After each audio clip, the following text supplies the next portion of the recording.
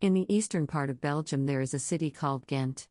Ghent is in the province of East Flanders, a region with Dutch as the official language. Ghent is about an hour by car from Brussels, the capital of Belgium. And it's the second largest city in Belgium. Ghent is an ancient city. Its foundation can probably be traced back to the 7th century.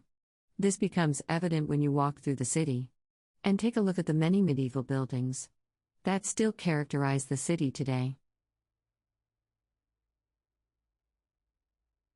An ancient city but still modern the way it has been designed. It is amazing. The combination of antiquity and modernity that gives the city of Ghent an artistic touch.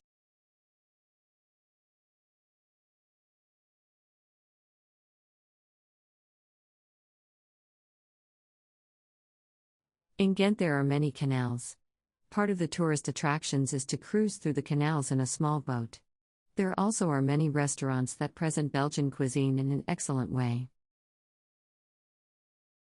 If you like this video, follow me and subscribe to my channel. Thank you very much for watching.